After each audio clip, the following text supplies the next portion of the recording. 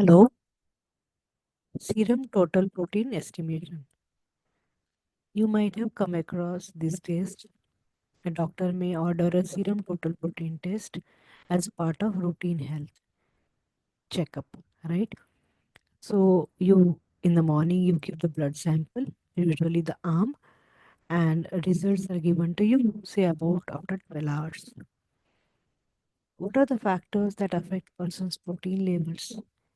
Of course, it is intense exercise, diet, stress, physiological condition like pregnancy, sometimes drugs or the medicines given birth control pills, and many a times it is uh, uh, uh, nutritional deficiency which leads to reduced levels of protein. All right. Now, when it is to estimation of serum protein, what is the method? What are the details of the method? What is the protocol for it? And how to estimate total serum protein in the laboratory, we will talk about that. So, when it comes to total serum protein estimation, there are different methods.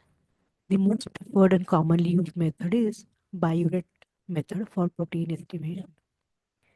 So, initially, to talk about the total protein content in human tissue, why it is present, what are its roles?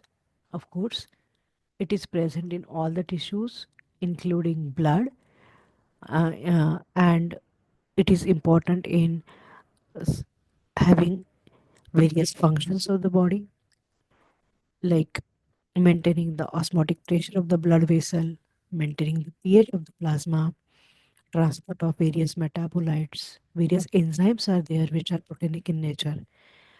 So they regulate various metabolic and physiological processes, immune system of the body. For all these purpose, you need various kinds of proteins. So the level of the total serum protein you need to monitor, and it must be maintained in the standard range. So when it comes to measurement of total serum protein, we can get to know about, or we can monitor the nutritional status of the body indirectly, and also we can diagnose if there are any diseases which are there and are showing increase or decrease in protein levels. So when it comes to measurement methods, Geldal method, the Biuret method, Fallin-Lowry method, Bradford method, and use of UV absorbance are some of the tests which are known routinely to estimate any protein. But when it is about Geldal method, it is a laborious method. It requires reflux condenser and chemicals like H2SO4 and phenol. So for routine tests, Geldal method is not used. The biuret method is the most commonly used method for estimation. Lowry method, yes, it is more sensitive than biuret method, but there are many interfering factors which can affect the sensitivity and the working limits of Lowry method. They are in the lower regions, as in less than zero point 0.2 milligram per dl. Similarly, the UV absorbance method is the method wherein molecule like protein absorbs in the UV range, and the concentration of protein is proportional to the degree of absorbance of the light, UV light that is passed through it. So, of course, any analyte which can absorb in the range of UV near 280 to 60 nanometers can lead to interference. Say, for example, nucleic acids also absorb in the same range. So, requirement of UV visible spectrophotometer and the concern that nucleic acids also can absorb in the particular range. UV absorbance is not commonly used method for estimation of serum protein. Most commonly used serum protein estimation method is the biuret method. Now, when it is about the uh, principle of this particular method, biuret method, we have to remember the basic structure of protein. Proteins are polypeptides, which are in formed by the monomeric units are amino acids, and amino acids are linked through peptide bond, and that is how you get a polypeptide. So the peptide bond of amino acid residues and copper ions can form a purple complex in alkaline conditions, and the darkness of the color is proportional to the content of protein in the sample. So this statement tells you that is it is about the peptide bond which are present in amino acids of the polypeptide, and the reaction mixture should contain copper ions and the condition should be alkaline. So these are the three requisites when it comes to biuret method of protein estimation. So intensity of the color complex that is formed due to interaction of copper ion with amino acid under alkaline condition is going to be governed by the content of the protein. More the more the peptide bonds, more is the quantity of the complex form, more is the intensity of the light. So the intensity of the color is proportional to the number of peptide bonds. Of course, it is not going to get affected by the type of protein or the protein composition, which amino acids are present, and what is the molecular size of the protein, etc. All these factors will not affect. Only the thing is the number of peptide bonds are going to decide the degree of color complex, the intensity of the color complex, the darkness of the color complex. Right? When it comes to sensitivity of the method, detection limits are said to be generally zero point 0.2 to 1.7 gram per liter. So it is one of the best methods to estimate serum proteins where the normal or standard serum protein concentration lies between 6 to 8 gram per liter. Right? So of course, if you see about the serum protein levels, they vary with the age. In adults, it is 6.4 to 8.3. If the child is newborn child, it is 4.6 to 7. If it is 1 week old, it is 4.4 to 7.6. And after the age of 2 years, the range comes closer to that of adults, and it is between 6 to 8 gram per dl. Right? So these are the standard values, and very well can be detected with the use of biuret method, where the working limits are between zero point 0.2 to 1.7 gram per liter, that is 17 gram per dl.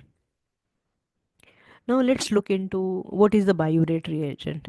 The biuret reagent is nothing but a solution mixture prepared by using copper sulfate, sodium potassium tartarate, which is also called as Rochelle salt, and sodium hydroxide, and fourth component is Ki, that is potassium iodide. So you have to prepare a reagent in which you are going to have 3 grams of copper sulfate, 9 grams of sodium potassium tartarate, that is solubilized in 500 ml of zero point 0.2 mole per liter sodium hydroxide. So you have to first prepare sodium hydroxide solution. Into it you have to add the potassium tartrate and CuSO4 solution, and to this you are going to add 5 grams of potassium iodide, and the volume is made to 1 liter, of course again using zero point 0.2 mole per liter of sodium hydroxide.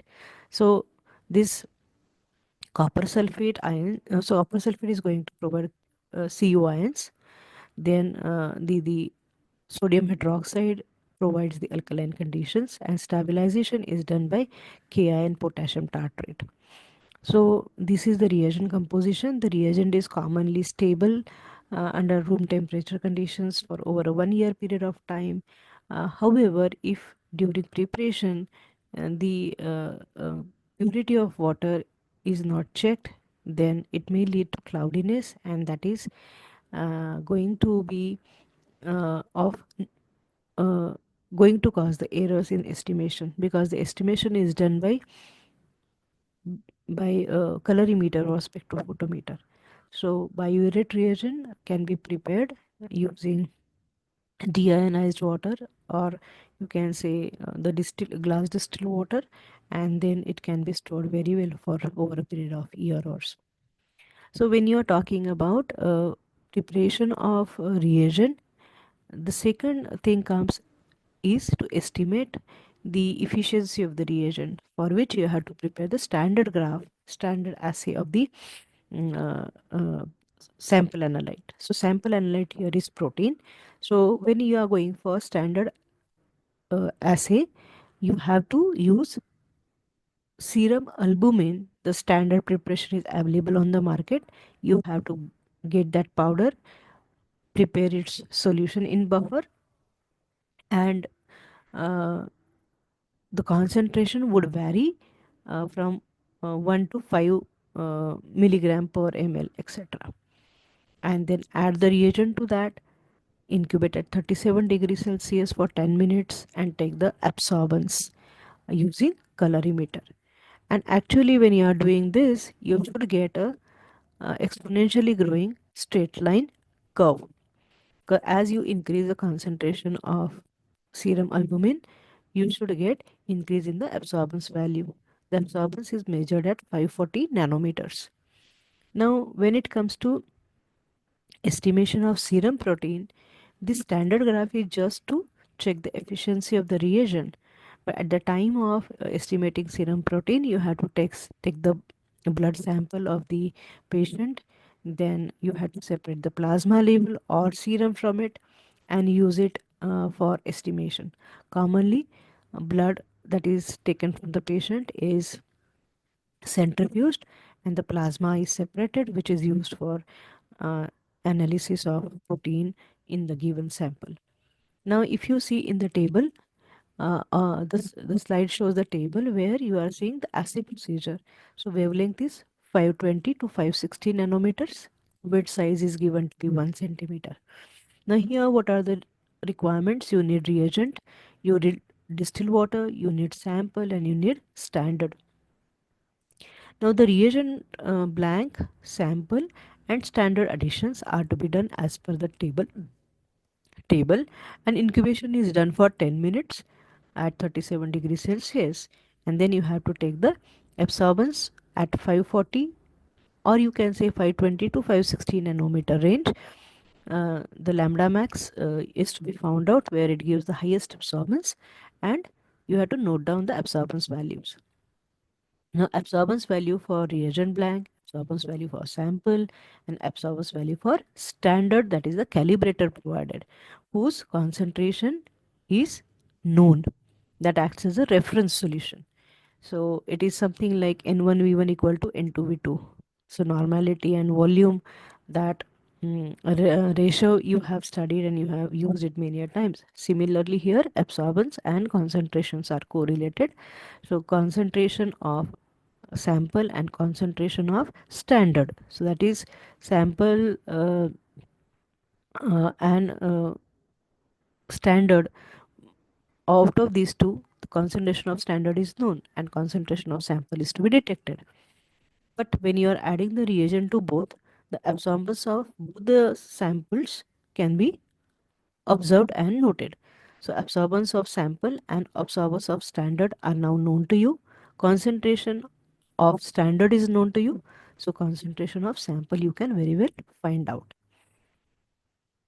by simple formula as the total protein content in the sample is equal to absorbance uh, A1, that is of the sample, divided by absorbance of the standard, that is A2, multiplied by concentration of standard.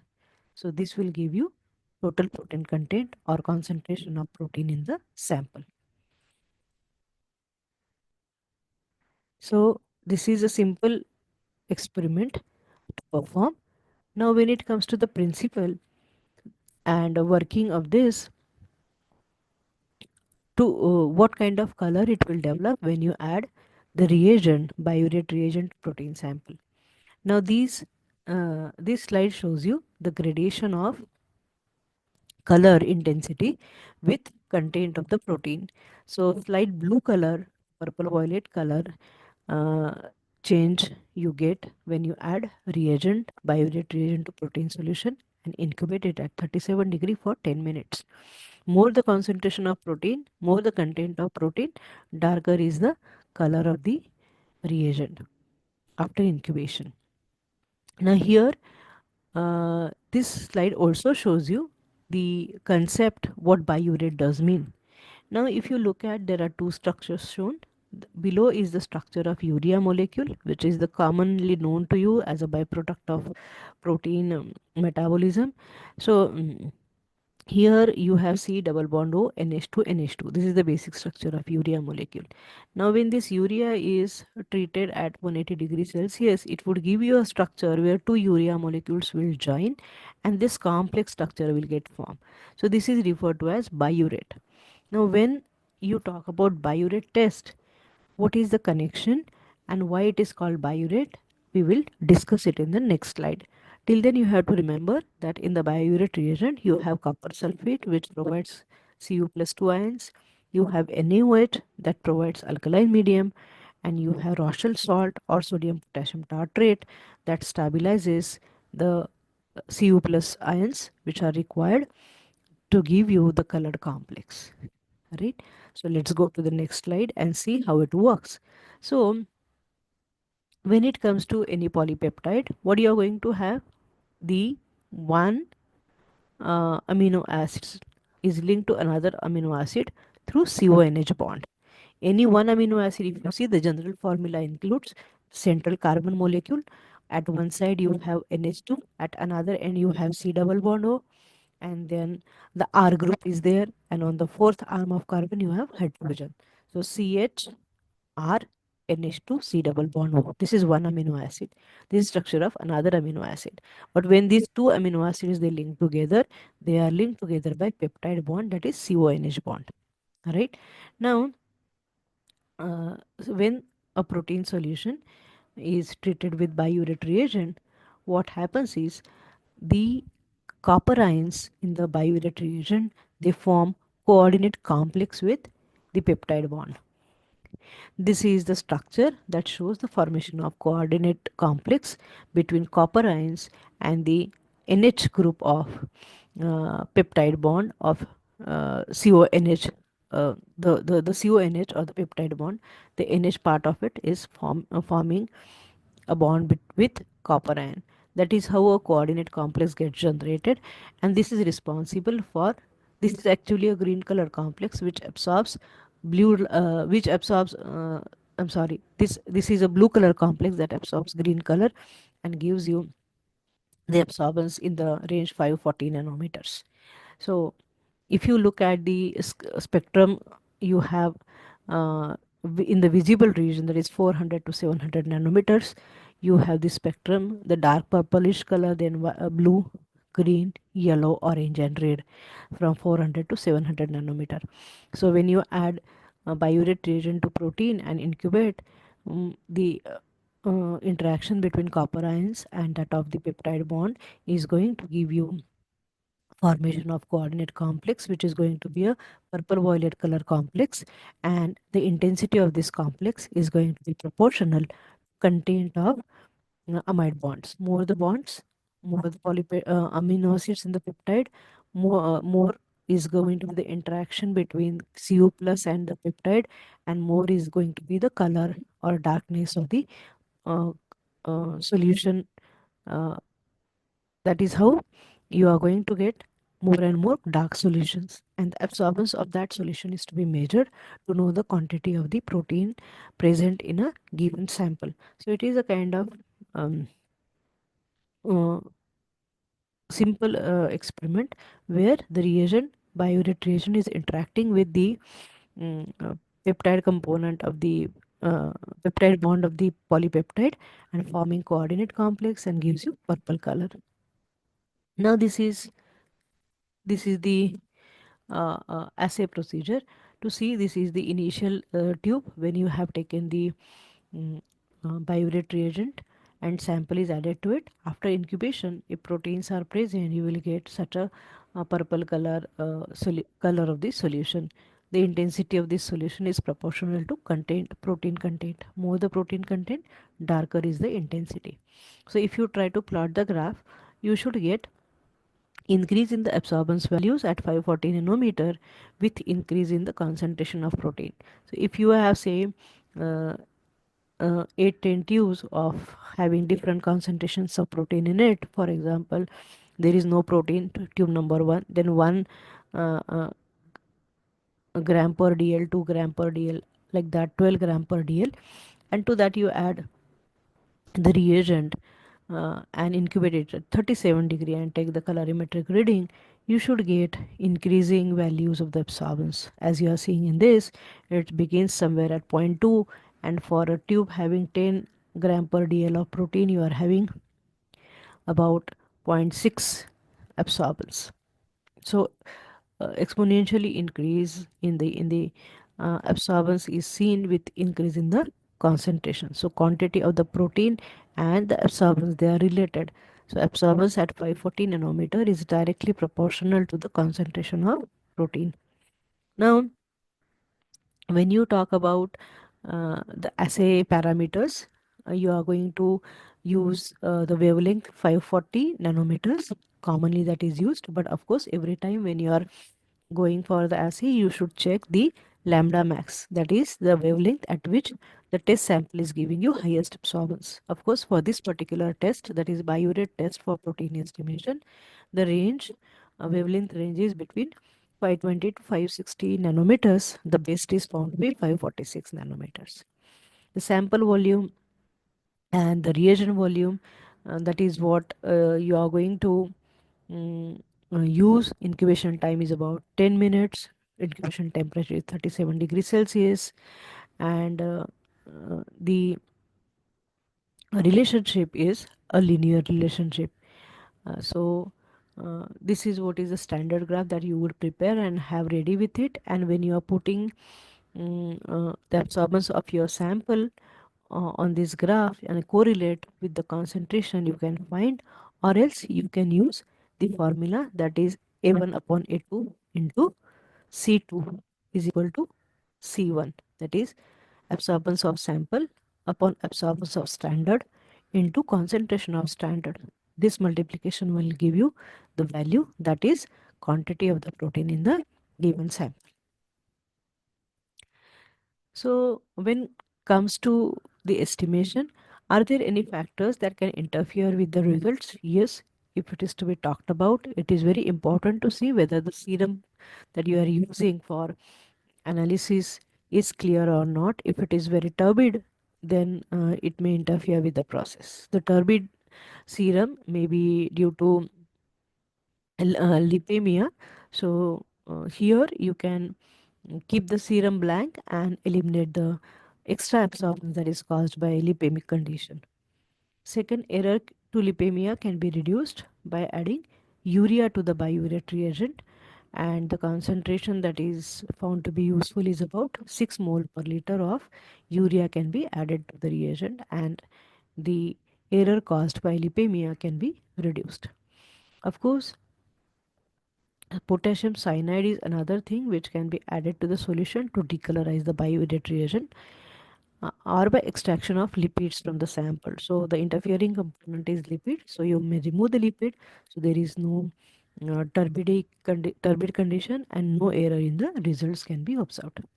Also, secondly, if while collecting the blood and transporting it to the lab, or before it is analyzed for protein estimation, before it is processed, that is centrifugation, to remove the cells and plasma, or to remove the serum, if the conditions are such that they cause hemorrhage of, that is hemolysis, that is breakdown of RBCs, then again you can get the error. Significant error can be there that will lead to release of hemoglobin from the cell, and this hemoglobin also can give apparent increase in the protein concentration, and that can be very high, up to 2 milligram per dl. Increase in the reading can be introduced, and this is a significant error. So your sample should not be hemolyzed. Then presence of other components in the blood, say glucose or bilirubin, They generally do not interfere, but if they are very high, like bilirubin in conditions hepatic problems can be elevated, and if they are more than 20 milligram per dl, then it will interfere. Similarly, glucose up to 200 milligram per dl will not interfere the results, but higher concentrations may affect the readings.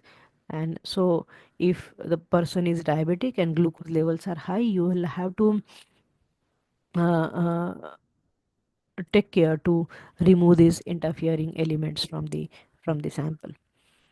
Now when it comes to the factors, of course there is another factor, which is if weighting of the sample is done manually, then the volume that is pipetted also can have effect on the percent the percent protein in the sample values that you conclude as results. So it can be apparently very less volume, that is say zero point 0.1 ml, zero point 0.2 ml extra. If you pipette out, it is going to introduce mm, uh, very high amount of errors into the readings. So as you are seeing in the graph, percentage error in the pipetting, that has effect on the protein content that you uh, are going to note down at the end of the result. So it is very required to be very precise while pipetting out the serum or plasma volumes that you are going to take for protein estimation. Now here it is very important that how you estimate. It is with the help of colorimeter instrument. So what is the colorimeter instrument? Is colorimeter instrument is the instrument that works on Beer-Lambert's principle. What is the Beer-Lambert's principle? It says that when uh, you pass a light through a material sample, that is solution, then the absorbance is proportional to the concentration of the sample, and it is also proportional to the path length. Now, this is the statement that indicates the equation for Beer-Lambert's law, wherein capital A stands for the amount of light absorbed at a particular wavelength. L is the length of uh, uh, the path length, that is the diameter of the cuvette in which you are keeping the sample, and C is the concentration of the analyte in the sample. Now to understand these concepts better, let's look into this uh, picture above, which shows you the working of uh, colorimeter based on Beer-Lambert's law. So there is a light source. The light source passes through the prism. Of course, the entire light source, all the light is not allowed. There is a slit.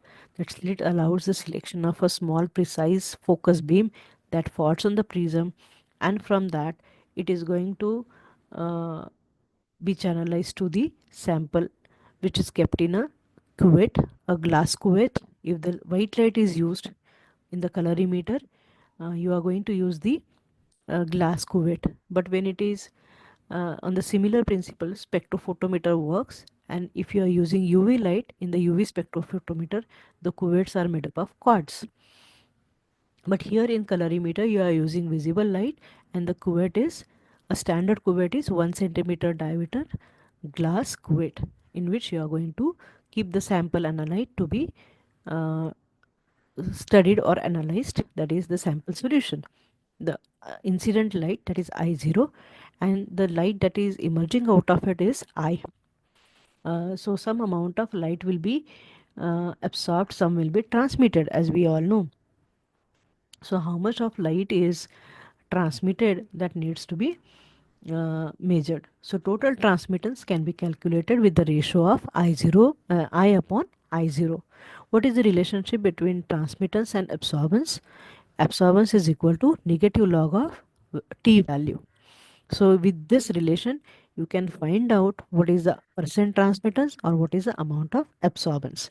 So as you take a test tube, in that you just put glass distilled water and keep that cuvette into the colorimeter.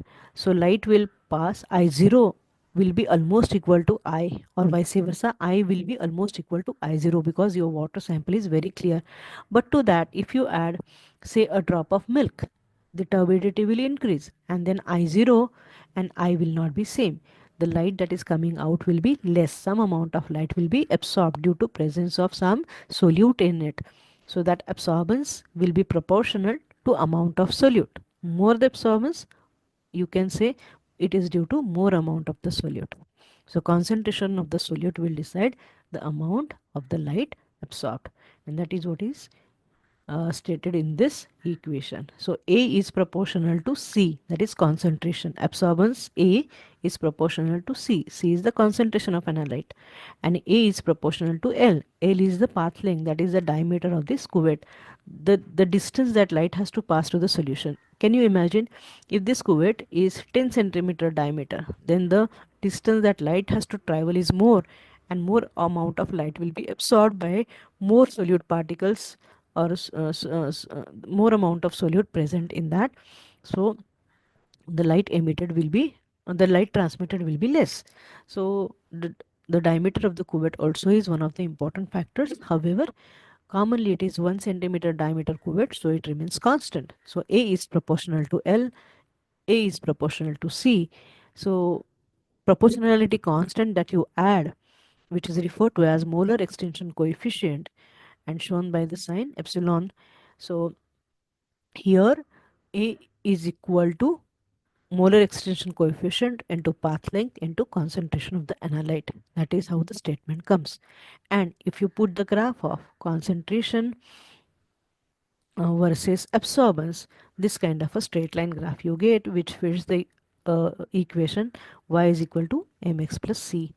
So here you can correlate it with this equation, right?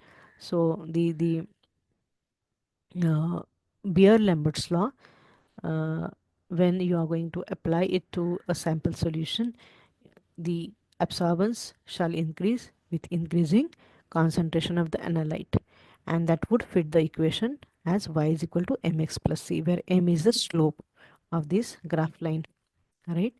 So to see the details about Beer and Lambert's law, the transmittance, as I said earlier, this is the amount of light that is passing through this glass cuvette containing the solution. Some amount of the incident light will be scattered, some will be absorbed, and some will be transmitted, right? So you have to measure the amount of light transmitted. The transmittance T of the solution, it is defined as the ratio of transmitted intensity, that is the incident light and the transmitted light, that you have to take into consideration. So T is equal to I upon I0, that is transmittance is equal to light transmitted upon incident intensity of incident radiation. So I is transmitted radiation, I0 is incident radiation. The ratio gives you the transmittance.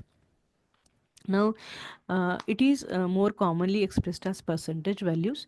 So the equation is T percentage of transmittance equal to 100 into I upon I0.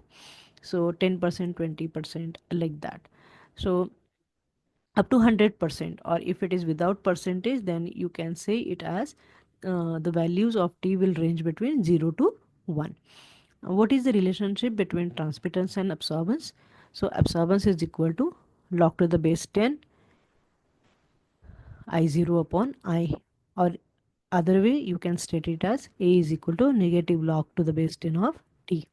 So with this you can convert the value of T to absorbance, or that of value of A to value of T. So uh, when these values, value of A that you have calculated, the colorimeter can be shifted onto the both the modes. You can shift it to transmittance mode, or you can shift it to absorbance mode, or some of the advanced instruments are there which can be directly shifted to concentration mode. So you will directly get the value that tells you about the concentration of the analyte. Otherwise you get the value of the transmittance, or you can get the value of absorbance, and that value of absorbance is plotted on x-axis, on y-axis, and on x-axis you have the concentration to get the standard graph, and that of the unknown you can just correlate to find the the concentration of your sample. Of course, this is one way of doing it, and as in most of the kits, you have to go by the formula, which is very simple to calculate, right? A1 upon A2 into C2. A1 is constant absorbance of sample, A2 is absorbance of standard multiplied by concentration of standard. So this multiplication will give you the value which is equal to total protein concentration in the given sample.